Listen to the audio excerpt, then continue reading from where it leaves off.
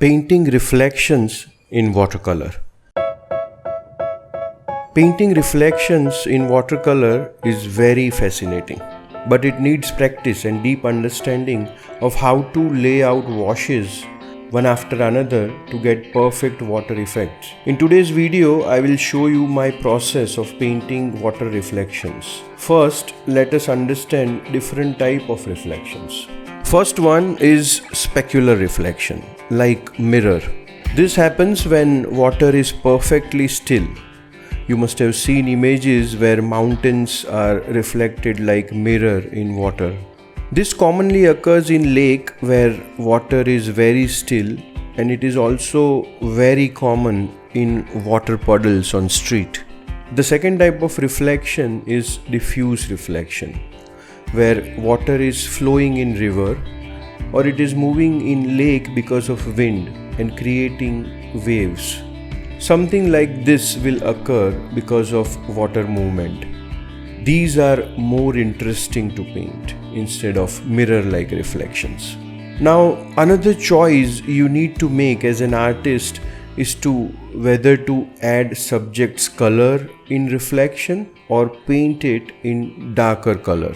What I mean by that is, like say for example in this image, the yellow color of boat is reflecting perfectly, and because of this, reflection, which is mostly a secondary subject in painting, starts fighting with the main subject.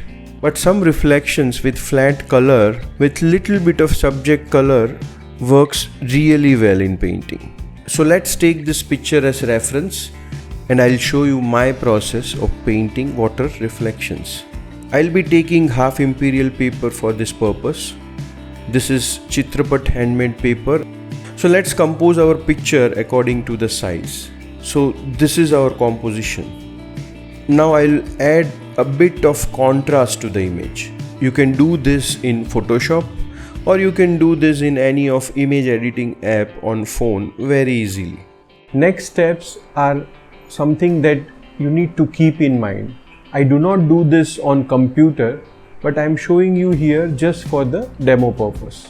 You need to make sure that water surface is painted from light to dark, imagining that light is coming from top. Some part of reflections are too bright in the reference image.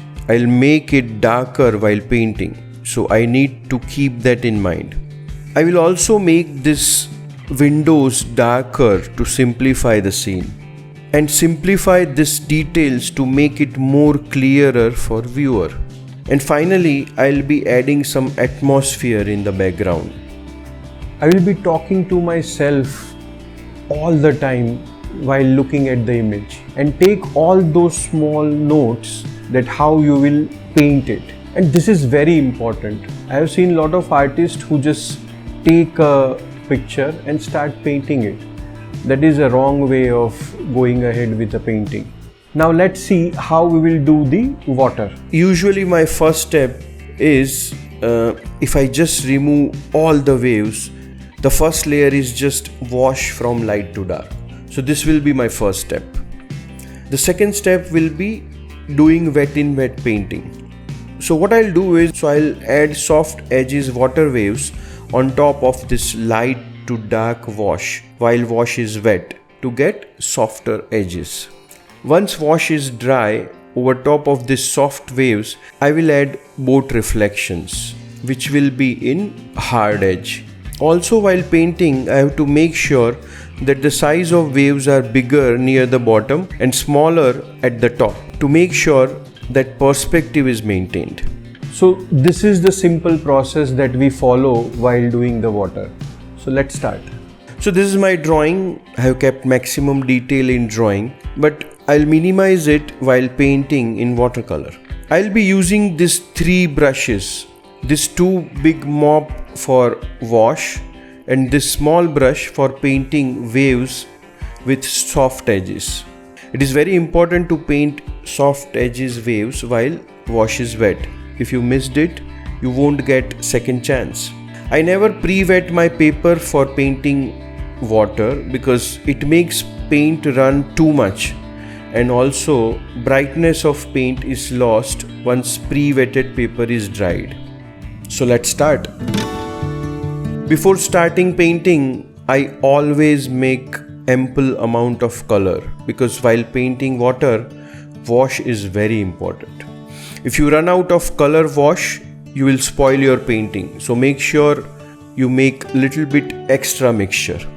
I have created 3 shades: yellow ochre plus lemon yellow for top, French ultramarine plus cobalt blue mixture for middle portion, and ultramarine plus crimson lake mixed violet for darker portion at bottom. I'll always start with sky. So I'm taking some cerulean blue and French ultramarine and then adding pure water to it so that it just merges into it and create this wonderful sky. For the horizon line, I'll take some green and merge it with blue so that we get this soft edge, distant trees kind of an effect.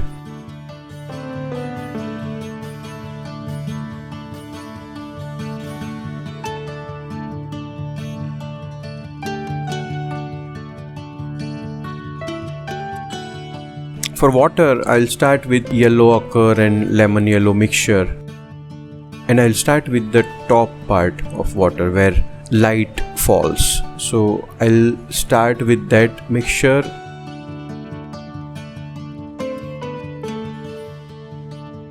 And I'll gradually start adding ultramarine and cobalt mixture with that yellow wash. Both the color will gradually mix together.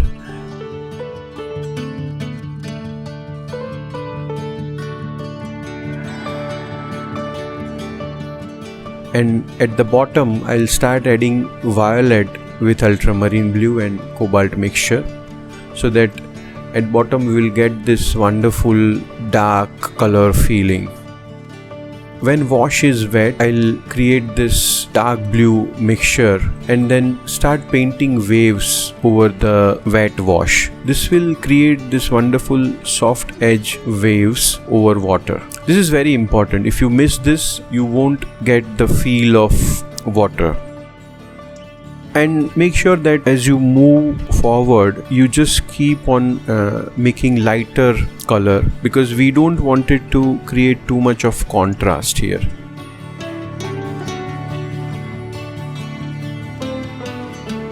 The soft waves which you are creating has to be slightly darker than the wash color. Also, the pigment needs to be a bit thicker so that it doesn't merge with the wash.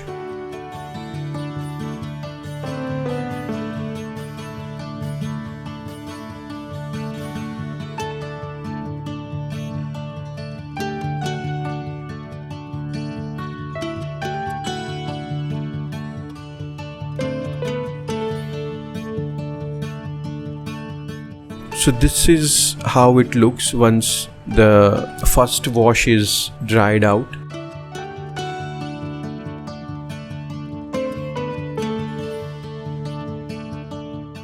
For painting reflections, I will use round brush from size 4 to 10. So I'll start with the darker portion of boat. I do not use very thick color. For the first wash, I'll just soften it up with water.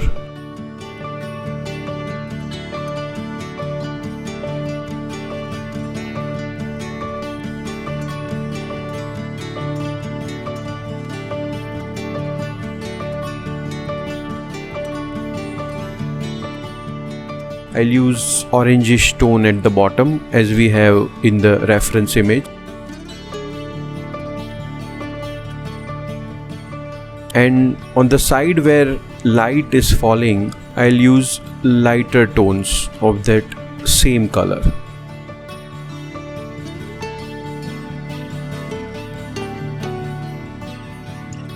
So once the boat side area is done, I'll start painting the inner side of the boat, and I do not care much about what is there, I'll just look at the reference and I'll paint light and dark portion like a jigsaw puzzle.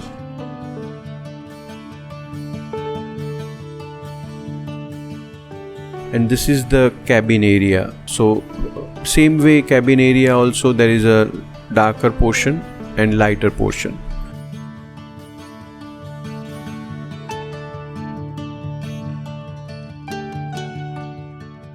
So this is the first wash of boat. Now we'll start adding some details on it.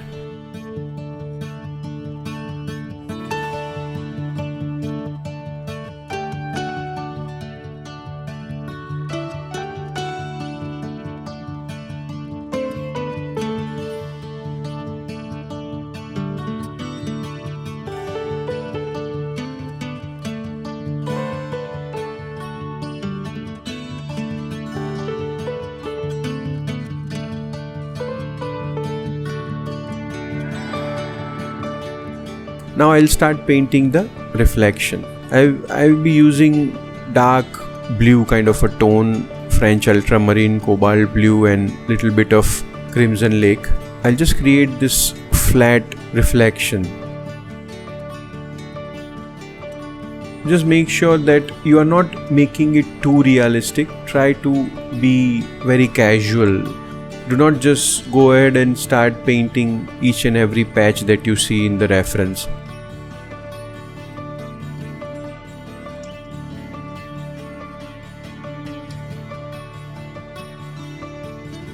Something like this I always aim to make, So once my basic reflection is done, I'll start modifying it with even darker color. So little bit of details here and there, I'll just paint it.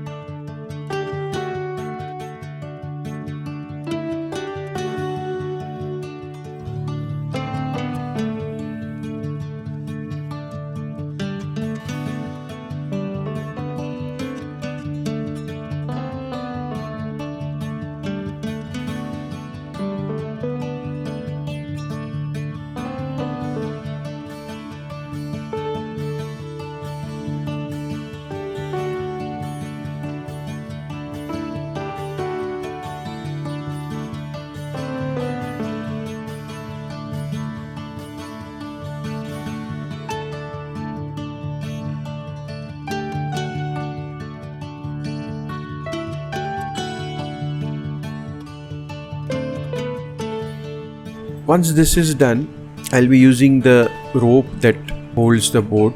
So I'll start painting that.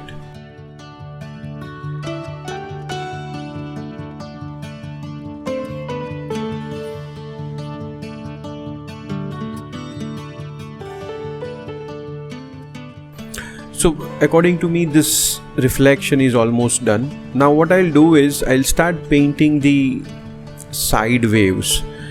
Now the trick is that subject reflection, the boat's reflection, has to be darker than the side waves. So always make sure that side waves are lighter in tone.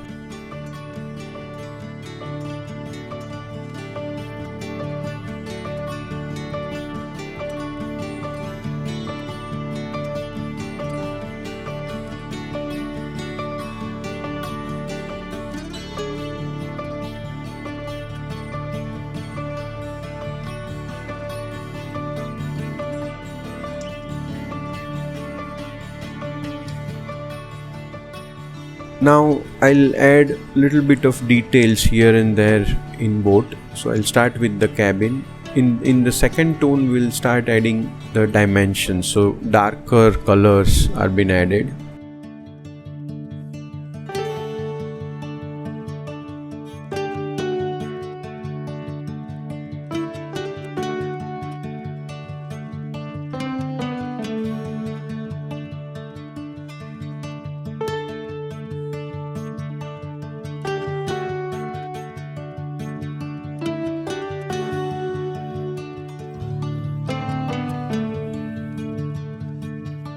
So again, as you can see, I'm not painting, you cannot recognize what exactly is there, right? But it just works because from a distance when you see, you get a feel that there are some machinery or a pole or whatever is there on the boat. So I always paint very casually. I do not go for photographic detail kind of rendering.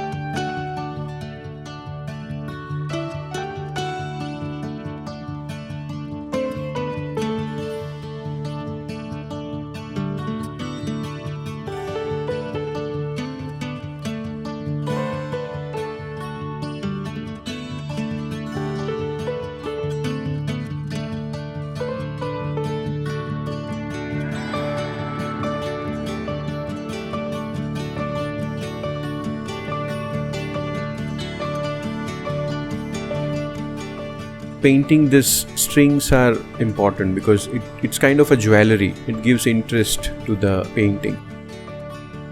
Background water.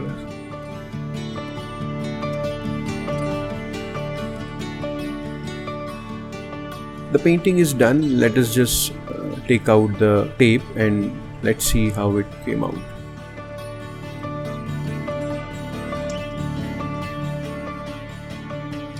So this is the final piece. This is my process of painting water. I hope you would have liked it. Please share this and subscribe to my channel and hit a like button. Thank you.